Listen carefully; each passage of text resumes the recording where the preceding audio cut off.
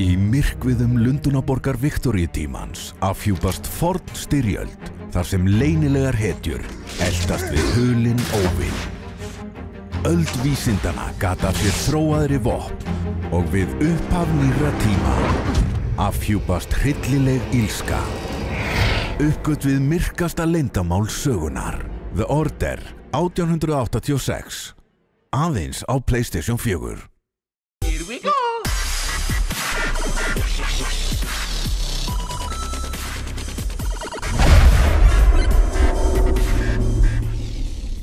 Það var komið að líta á sjóðandi dóm af tölvuleik sem var að koma út.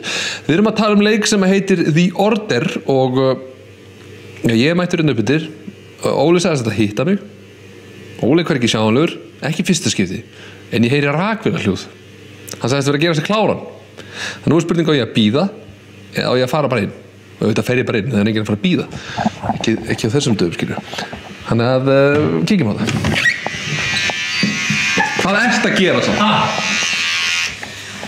Hvað? Ég veit þetta er flott. Ég bara, ég meina þetta er bara eins og aðal sögu þetta. Mér langaði bara, ég er búin að vera að detta svolítið, vil ekki. Þetta er brauðtertubakki. Já, ég meina, það er ekki eins og að sé eitthvað brjála budget á þessu þætti. Ég bara var að gera eitthvað, skiljum. Þetta er bara, riddarinn er svona, ég skal sýna þetta. Komdu bara, við skulum gera þetta, ég er alveg tilbúin, sérðu? Þegar svo sérfyrir þá er ég alveg eins. Sir Galahad, það er aðal sögupessan. Hann er með svona silfraðan, ekki kannski brauðtertubakka, en hann er með svona, þannig þú veist, þetta er svona gömul regla, sko. Já. Og svo er hann í svona frakka og með þetta skegg, alveg eins. Þið eru þetta sláandi, ég ætla nú kannski bara taka þetta aðeins, ég ætla ekki að vera leiðilegur. En allavega, leikurinn er það góður að ég bara, þú veist, mér langar að vera hann af því að persónusköpunin er svo frábær í þessu leik. En hann gerist sem sagt í London. En glitar á augun á hann svona falleg eins og þín. Ó, nei. Ógeðslegt. En allavega, hann gerist í London á Viktoríutímanum 1886 og hann gerist á þessu einu ári, bara nokkur mánuður reyndar af þessu einu ári. Og þarna fer í hlutverk Sir Galahad sem er einn af svona, nánast eins og riddurum hringborðsins. Og þú varst þeirra Arthur konungur og þeir voru þarna með riddara hringborðsins. Þar byrjar reglan, sko. En svo erum við búin að fara í gegnum aldirnar og við dettum inn 1886. Og þetta eru sömu nöfnin einmitt og voru við riddara hringborðsins þegar hann var. Jafnvel ef við spórum lengar þá fáum við Kingsman. Já, eða eitthvað. En allavega, þarna er maður staddur í London og hann er alltaf gaman að koma til London, maður. Það er á Regent Street, maður. Það er í leiknum. Það er mjög gaman. Og svo er þetta bara þannig að sagan fjallar um þessa riddarreglu og hún er kölluð til af því að það eru svona uppreisnarseglir komnir í borgina sem vilja fara að umbylta valdataflinu í London og fara að keyra hlutina í einhverja nýjar áttir. Og þeir berjast gegn þessu af því að þeir telja þetta bara einhverja spillingu og eitthvað vesen. Og þeir vinna fyrir svona stórfyrirtæki og svona fyrir stjórnin og allt þetta.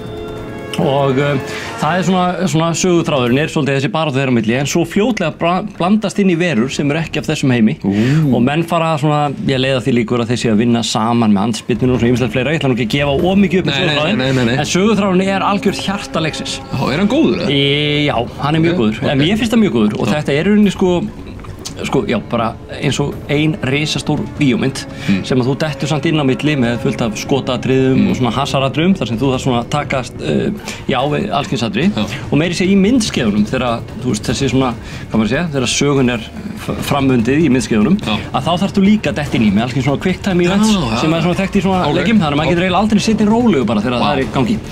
Nú, bardagakerfið eða skotkerfið í leiknum bara virka vel, þú getur farið í cover bara og það bara mér finnst það bara virka nokkuð vel, auðvelt að fara á milli covera og auðvelt að fara í cover og svo getur þú skotið hann hvort blindi yfir coverin eða bara tekið hérna á miðað og tekið skotin. Getur þú miða blindu?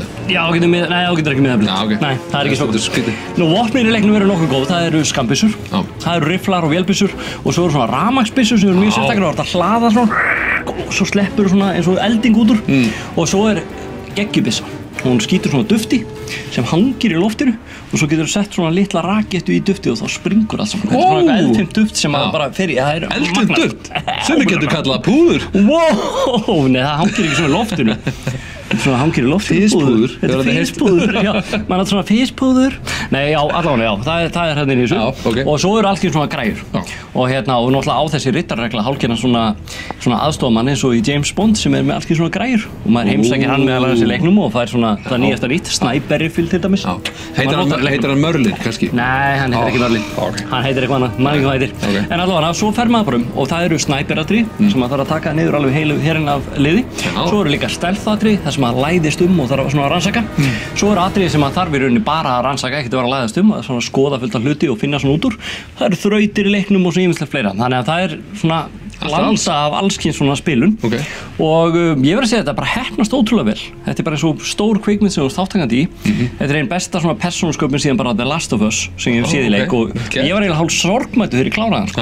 Það mér langaði að vita meira hvað að gerast með þetta fólk og svona hver framvinda verður. Já, og leiðast nú aftur í Já, mitt tilbreytingasnöðalíf. En það var því miður að gerast. Og þar komum við kannski helsta galla leiksins eða kannski ekki. En hann kannski ekki nema 6 til 8 klukktímar í spil. Já, stuttur. Hann tiltölulega stuttur, engin multiplayer þannig að það ekkert, þú veist, maður vil kannski ekkert endilega vera að fara aftur í gegnum hann allavega ekki strax. En það sem gott og ég vil hvetja fólk til að gera að spila hann á hard. Byrja að spila hann hard, því það er hægt að breyta erfiðleikastiginu hvenær sem í leiknum. Þannig ef það verður ykkur bardagi svona alltaf erfiður, getur maður farið bara að minnka og aftur í hard. Þannig að þá svona dregur að meira á langinn og hann verður góður. Nú grafíkin í leiknum er svo besta sem ég séð. Það er bara þannig. Það er svoleiðis? Já, það er bara, þetta er rosalega grafík. Alveg hrikaleg. Talsetning og tónlist bara með því betra sem ég hef séð líka. Alveg fárálega gott. Allt í þessum tíðaranda sem leikurinn gerist á.